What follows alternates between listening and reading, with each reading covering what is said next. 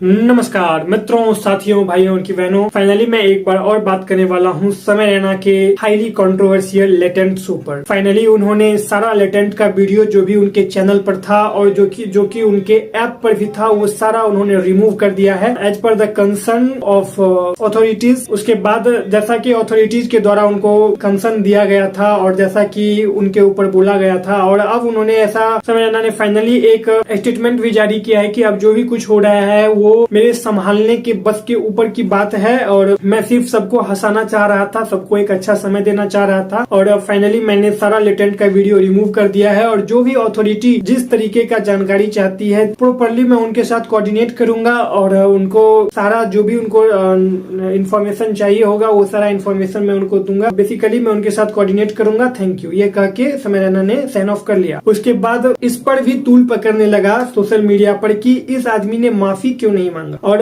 माफी क्यों नहीं मांगा। वहीं इलाहाबादिया ने माफी मांगा, फिर भी ये रुकने वाला नहीं है। अब आप माफी मांगिए या नहीं मांगिए, ये जो चल पड़ा है इंटरनेट का, अभी ये वेव जो चल पड़ा है, पहले था उदित नारायण का, उदित नारायण वाला जो कि लेटेंट का आया, वो उदित नारायण वाला मैटर सारा शांत हो गया। अब समय रहना तूल पे है, कोई मैटर फिर आएगा, फिर सारा शांत हो जाएगा। तो अभी क्या है कि ये जितने भी पॉलिटिशियन है, जितने भी न्यूज एंकर है, जितने भी यूट्यूबर है, इसको पकड़ के भी इस बैंड को खींचते रहेंगे समय रहना वाले मैटर को। जब तक ये बैंड टूट न जाए तब तक ये होता रहेगा। और आप रणवीर इलाहाबादिया के स्टेटमेंट को अगर फोकस करें तो वो आदमी, अगर आप उस आदमी के शो में भी देखिए, उस आदमी के पॉडकास्ट में भी देखिए, तो वो आदमी हाईली अमेरिकन पॉडकास्ट सिस्टम से इन्फ्लुएंस्ड है। वो आदमी अमेरिकन पॉडकास्ट सिस्टम में एलियन वाला जो टॉपिक होता है, वो चीज, आपकी मृत्यु कब होगी, डेथ कब होगी, ये मिस्टीरियस चीज जो है, ये सब, उसके बाद प्लेनेट के बारे में और एलियन का जो भी मिस्टीरियस होता है, घोस्ट के बारे में, भूत के बारे में, तो ये सारा चीज जो है, जो कि अभी से 5-7 साल पहले अमेरिका में ये सब खत्म हो गया पॉडकास्ट में, वो ये यहाँ पे रेज करने का कोशिश में लगा हुआ रहते हैं। उस चीज को रेज करने के, उस चीज के ऊपर व्यूज लाने के फिर में ये रणवीर इलाहाबादिया लगे रहते हैं। और आपने भी देखा होगा कि वरुण धवन के साथ और भी कई एक्टर के साथ, जैसे वरुण धवन के साथ, रोहित शेट्टी के साथ और 3-4 पॉडकास्ट में इन्होंने समय रैना के बारे में बोला था और काफी एक्साइटेड हो जा रहे थे समय रैना के इस लेटेंट शो के बारे में। वो ऐसा बोल रहे थे कि ये जो है सो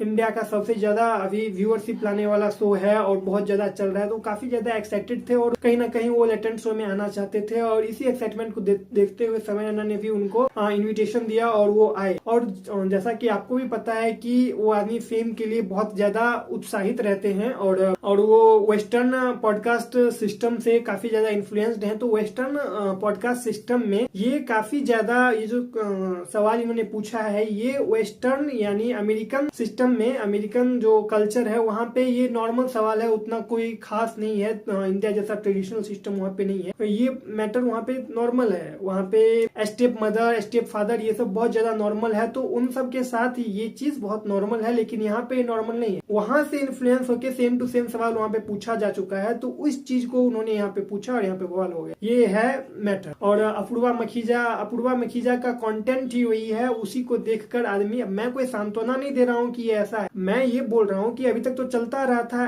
एक दिन थोड़ा सा ये तूल पकड़ लिया, उसके बाद सारे लोग पकड़ के इसको लेके झूले हुए हैं। अच्छे न्यूज एजेंसी को आप देख लीजिए, सिर्फ इसी खबर को 24 घंटे टेलीकास्ट कर रहे हैं और कुछ नहीं चल रहा है। मणिपुर के जो सीएम थे उन्होंने इस्तीफा दे दिया, कोई खबर कहीं भी नहीं है। सही, मुझे तो इस पर तो एक स्टेटमेंट आया था ध्रुव राठी का भी कि ये जो स्टेटमेंट, ये जो एजेंडा, ये कहीं ना कहीं एजेंडा चल रहा है, ये बाकी सारा जो इम्पोर्टेंट खबर है उसको दबाने का काम किया जा रहा है। तो मुझे भी कहीं ना कहीं ये चीज लग रहा है कि जो भी इम्पोर्टेंट न्यूज है उसको कहीं ना कहीं दबाने का काम किया जा रहा है। बाकी समय रैना अभी अमेरिका में थे और जब उनके वकील ने ये इंडियन अथॉरिटीज से ये संपर्क करके बोला कि वो मार्च 17 के अप्रोक्स तक हाजिर हो जाएंगे, उनको जब समन भेजा गया था तो उसके रिप्लाई में उन्होंने ये बोला। लेकिन यहाँ के अथॉरिटीज ने ये कंसर्न दिखाते हुए बोला कि नहीं भाई साहब, आपको 17 फरवरी तक ही यहाँ पे आना होगा और यही सम्मान इनको भी भेजा गया है, रणवीर अलाहाबादिया को भी असम से भी सम्मन भेजा गया है और काफी ज्यादा इन पर प्रेशर बनता हुआ दिख रहा है। वहीं अपूर्वा मखीजा जब पहुंची थी इन अथॉरिटीज के पास तो